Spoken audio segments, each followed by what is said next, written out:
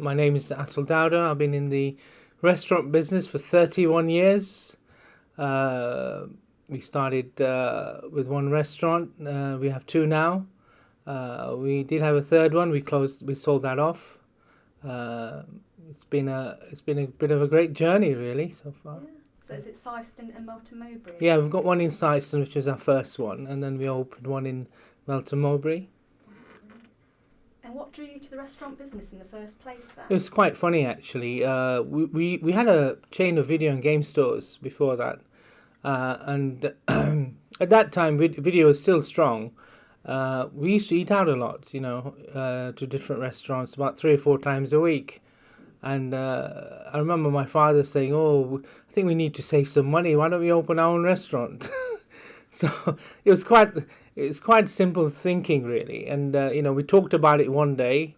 I saw the restaurant for sale the following day in the Mercury, and then we bought it the day after. And without any knowledge, really, or we had no chefs at the time. We just made an impulse buy, really.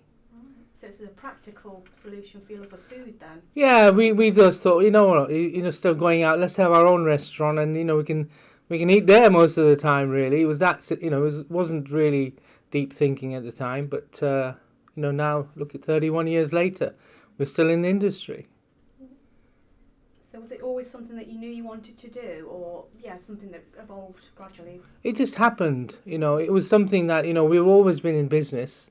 I started the first video store when I was about 17, 18 years old.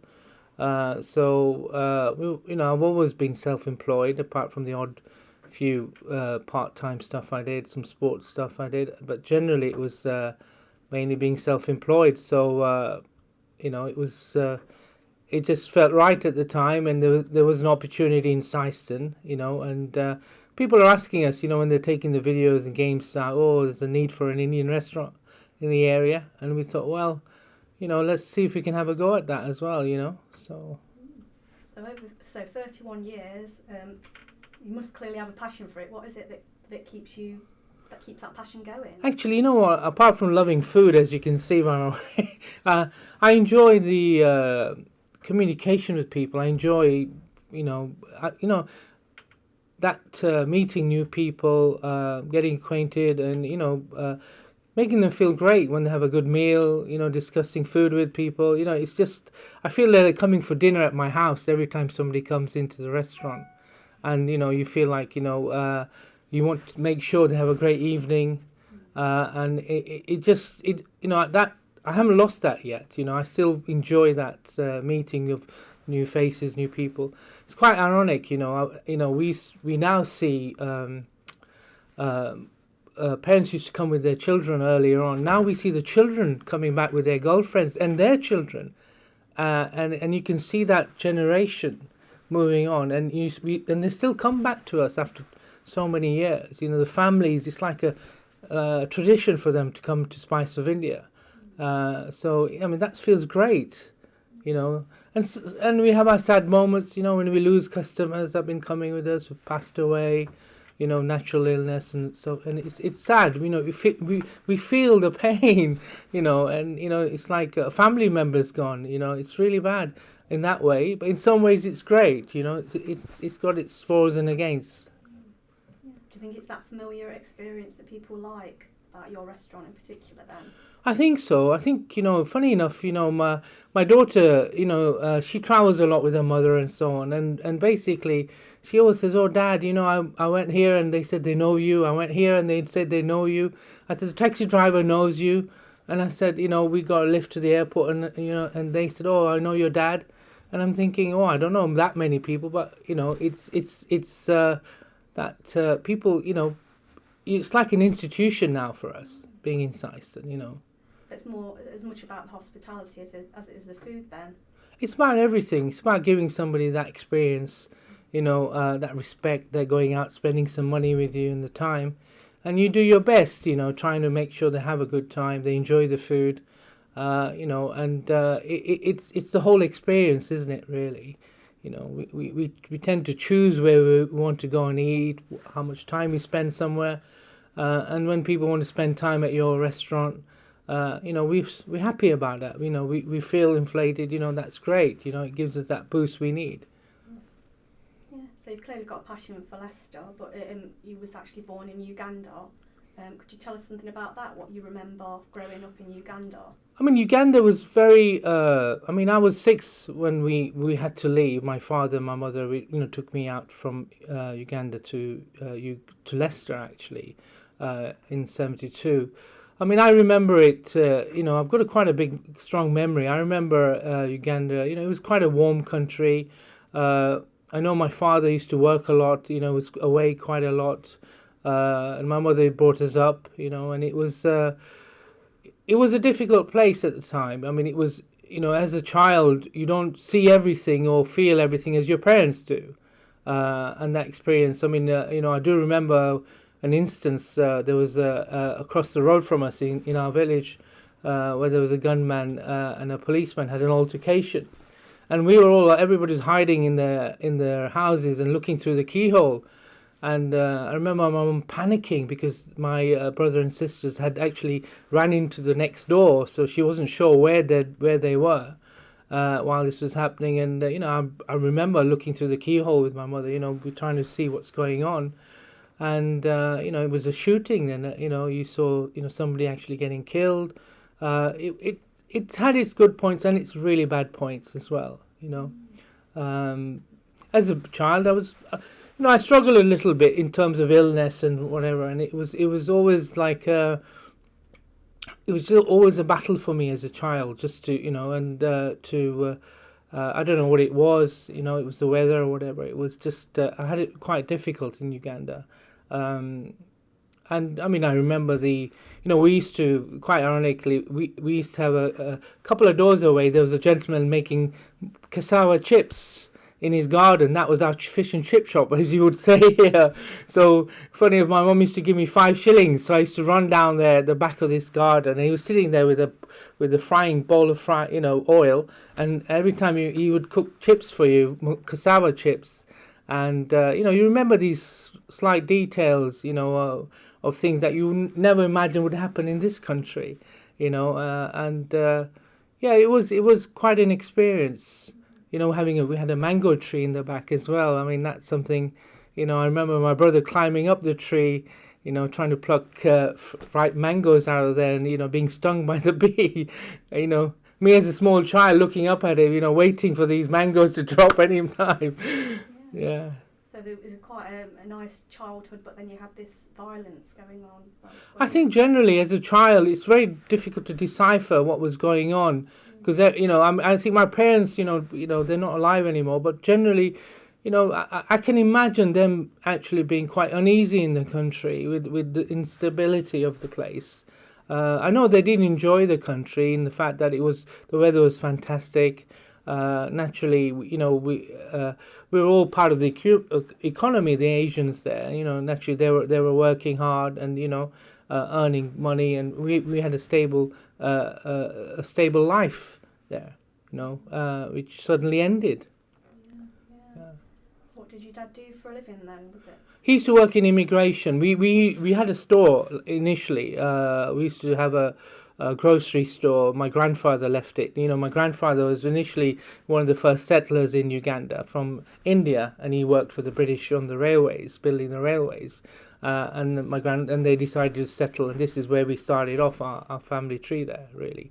So we had a grocery store there, and from that my father decided, he was fed up with sticking in one store, really, and he started work on immigration. He was self-employed, helping people to fill out forms, passports and stuff like that. So he was based mainly in Kampala, in the big cities, so he used to commute quite a lot.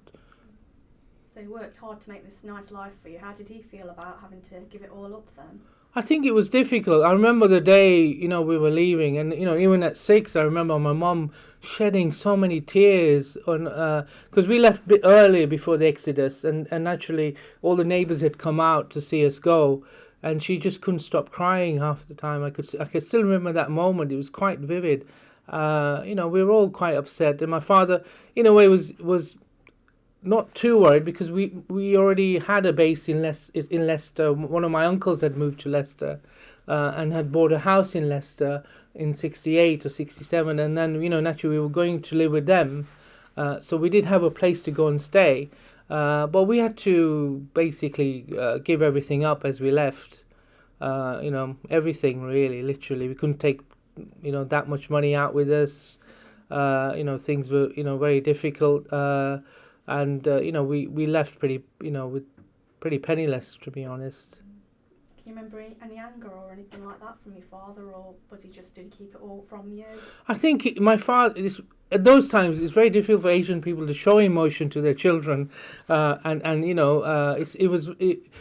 in a way he was so busy trying to get things organized, trying to sort out work and stuff like that, it must have been quite difficult for him, but we never saw it in any way. My mum was quite emotional. Naturally she shed so many tears as she left, and it was difficult for her because her parents were still in Africa at the time, when we left, and her sisters and brothers were still there, in a different village, and it was difficult for her more than anything else.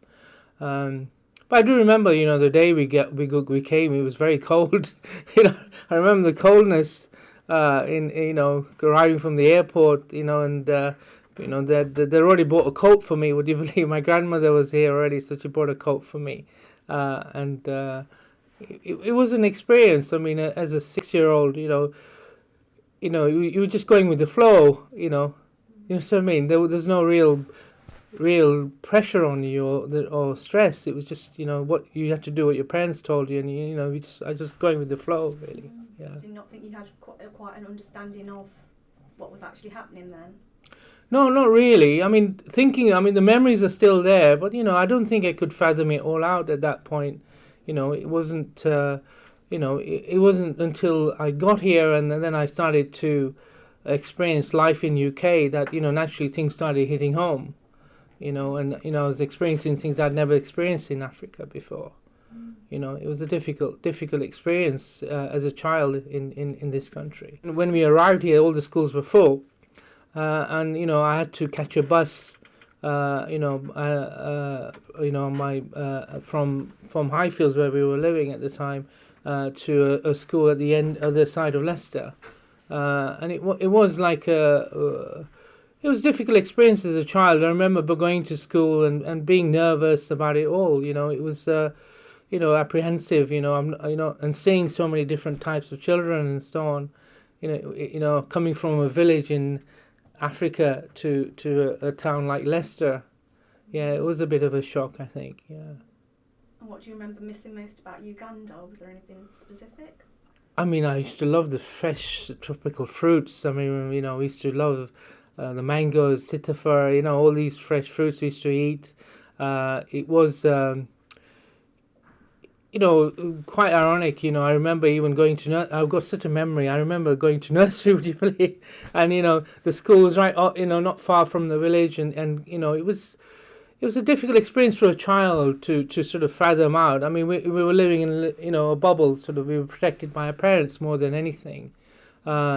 I do remember we used to have some helpers coming in, and they were quite friendly with me, and we used to speak a mixture of Swahili and Gujarati at home, and some of the words I say sometimes I don't realize where they're actually Swahili rather than Gujarati.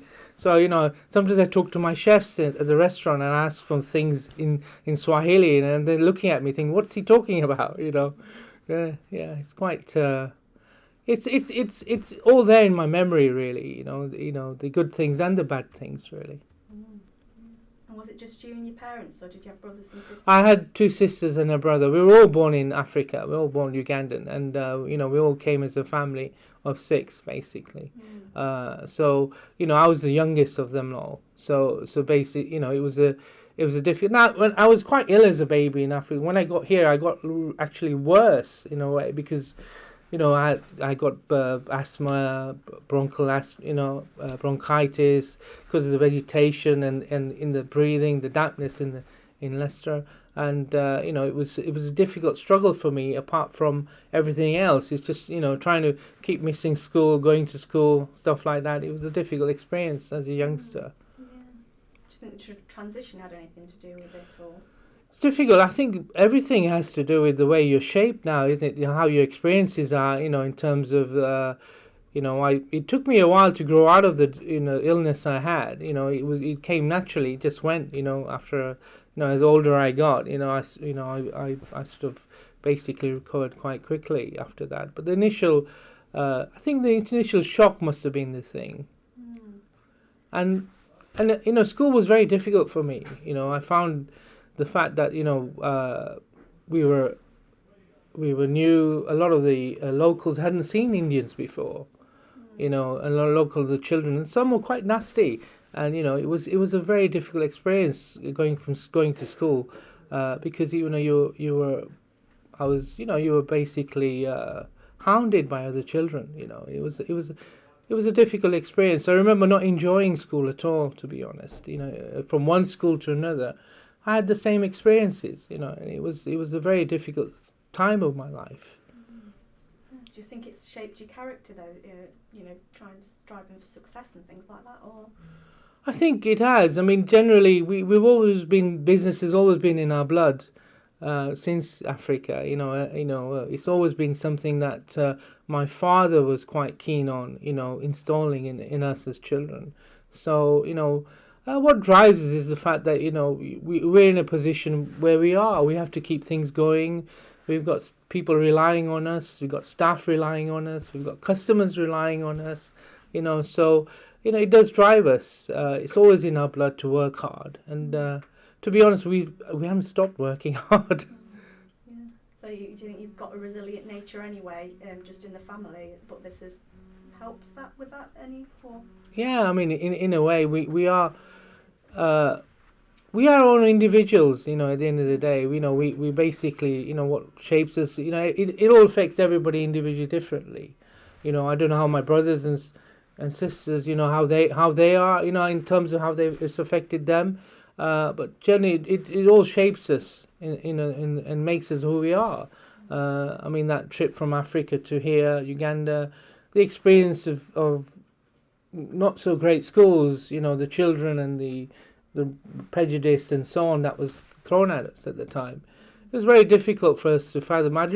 Sadly, I say that to my daughter. I didn't really enjoy school very much. I didn't enjoy the early years of being in UK. But as time went, as older I got, naturally, people's views had started changing. We became more integrated into everyday life in UK, and we could make that choice of being around good people who appreciate us. Where as a child you had no choice. You come into a country, schools are full. They send you to a school the other side of Leicester, and and if you're not happy or children, you have no choice but to keep going. And I remember, it's very difficult for me to communicate that to my parents at the time, because they were so busy trying to make a living, trying to create a life for us. I remember my father used to work in a factory initially, and he used to work 7 days, take as much overtime as he can, and I hardly saw him. My mother was too busy trying to keep us going. She had 4 children, and even she was looking for work eventually. When she could, when I was a little bit older, it was very difficult for them to make ends meet, but we did what we had to do. Yeah. It's just like sink or swim, basically. It is. I mean, life doesn't give you choices. Sometimes when you're children, you follow your parents, and sometimes they don't even get the same choices. I mean, naturally, we didn't get a choice to stay in Africa, or we had to leave.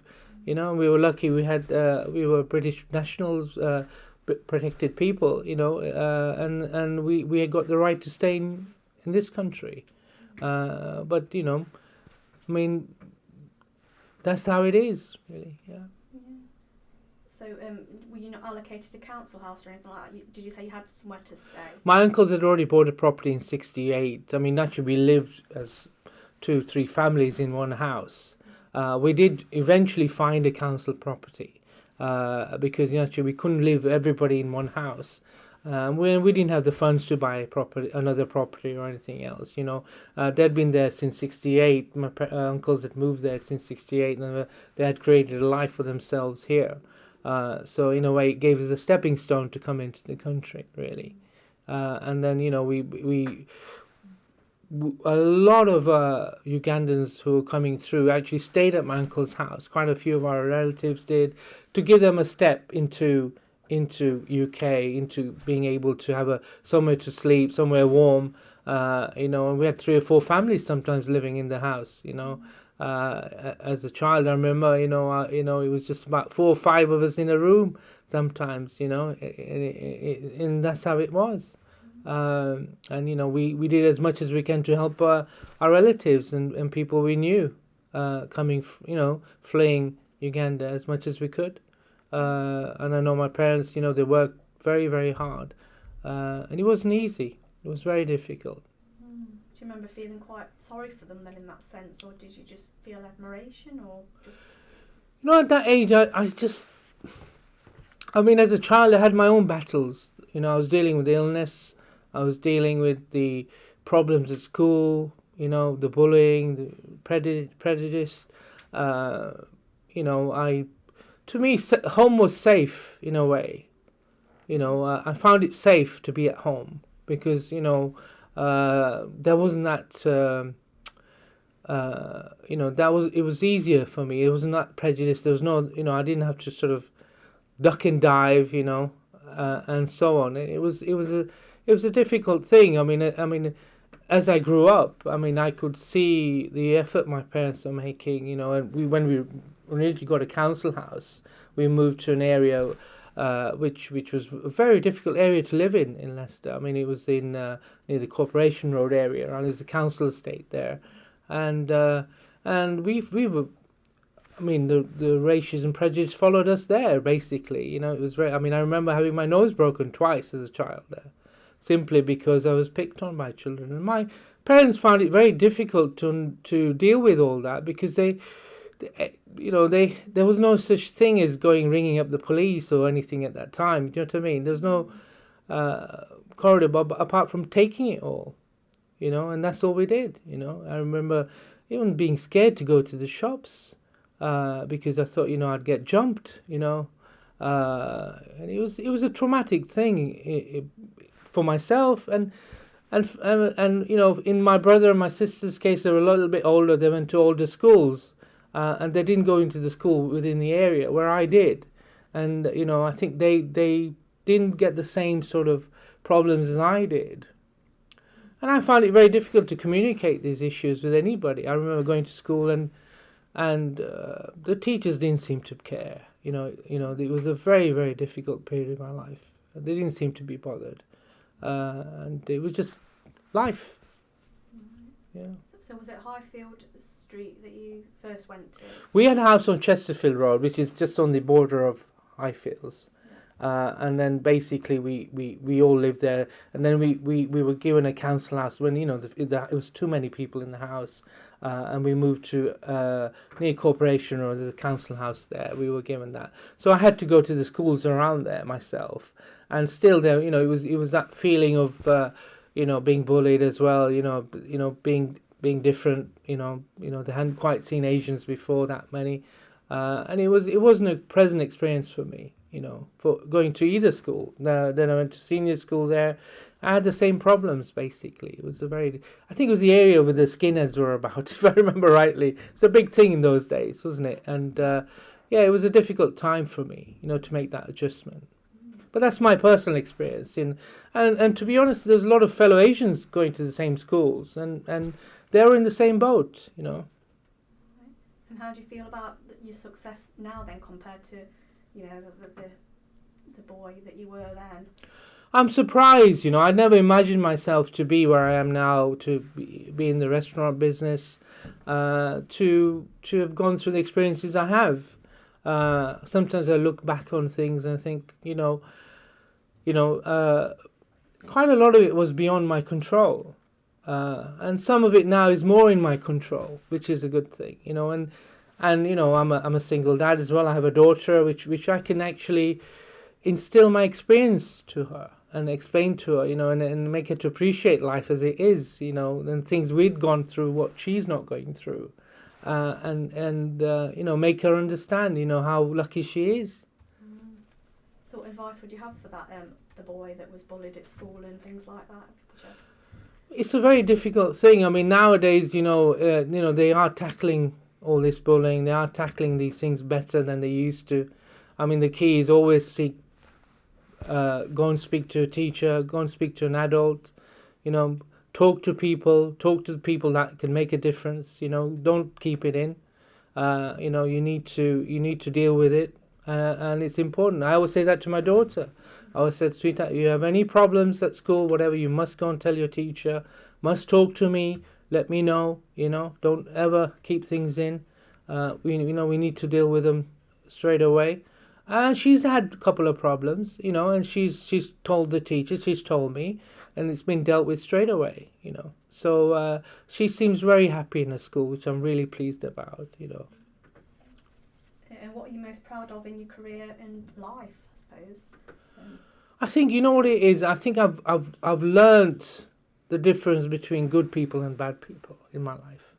I'm so proud that I have got so many nice people around me. So many good friends, so many great customers who are now friends, and it's great to have that knowledge of people around me. People are, and that's what I find the most success in my life is that I've managed to get these people and keep them as friends. And that's important to me. I think, and having that. I feel, people having that respect from people, getting the fact, I see all the reviews we get from people, from customers at a restaurant. It's great. Also, I do I'm a Freemason as well. The charity work we do as Masons is fantastic. As a Rotarian as well. To be involved in the community is important for me. And being around people who care about other people is important. I think that's the great thing. I mean, I've learned the difference, through my experiences, and I'm quite proud of that. And I'm quite proud that I can actually tell my daughter and explain to her, what to look for, what to do, and it's quite an experience which my father couldn't do for me, Right. Did he work in the factory from then on, or? Yeah, he worked at MK Refrigeration. That's a long time ago in Leicester, and he used to work 6 to 7 days, take all the overtime he could get. He then, I remember when we moved to our house in Corporation Road around there, he worked for a wholesalers. He got a promotion there. He started working in an office, and I remember him walking 6 miles a day to work and back, just to save money so we can pay bills. You don't realize it at the time, but my father went through a lot, to keep us going. But he worked very, very hard, extremely hard. So do you feel lucky to have this passion that you got as a business then? Well, I think the thing is, once you get into business, once you're there, it's very difficult to come out of it. Being self-employed, being your own boss, having so many people rely on you as well. It's a great responsibility. People looking at their paychecks every day, and the decisions you make as a businessman affect everybody in your circle.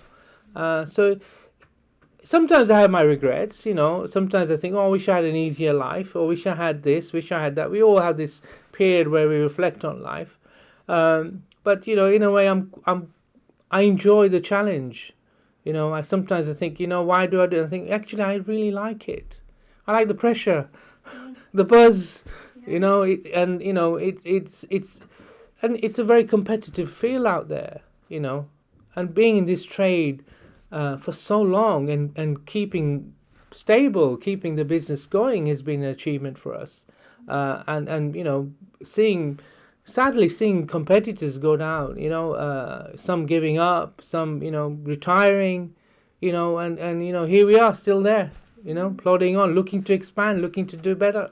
Oh yeah, I was going to ask. Yeah, is that something that's actually happening, or is it just a thought at the moment? Or Well, a lot of people are talking to me. I have a lot of experience in this business, in trade, and hopefully, I have a lot of respect from, people in the industry, and they all want me to get involved a little bit, to look at their properties, look at their businesses, and I'm thinking about it. I'm always looking for a good venture, a challenge.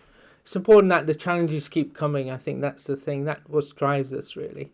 I mean, Leicester's, in my mind, is the curry capital of UK. And the amount of restaurants. I mean, I do travel to London. I do travel to Birmingham. I do travel to different places, and I try different restaurants as well.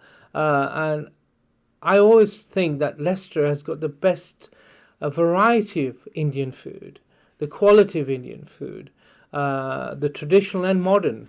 I just can't believe that we will lose a title of Leicester curry. I mean, being the curry capital of UK. I understand. I mean, if I'm maybe wrong, but there's more Indian restaurants in Leicester than anywhere per square foot, and we have such a great Asian community in Leicester. To keep them happy, we must be bloody good, and we do.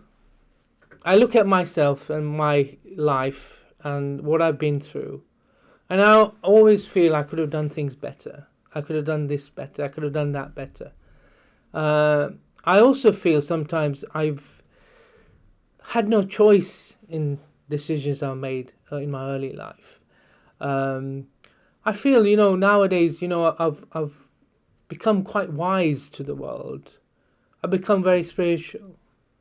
I've become more caring about our fellow human beings. To me, it's not always about money in life. I've changed. I've grown, I've matured, and the good thing is, there's always hope in the world to be better as a person, and to me, it's not all about achieving in business. Now it's about achieving my personal growth, what I can do to help others, what I can do to help our community, people who need it, and that seems to be the forefront now. I'm getting more and more that feeling that I need to do a bit more in my community and for people around me who need it. So you reach a level of success and then you want to give back. I think I'm still quite ambitious. I'll be honest with you in terms of success. I'm still ambitious. I think I can achieve more than I have been. I've had my obstacles which I've had to deal with. Now these obstacles are slowly going away. So success-wise, I think I can achieve more. But in the same way, we can measure success differently. I as a human being, I want to be more successful. As a businessman, I want to be more successful. But the two should marry. Shouldn't it, really?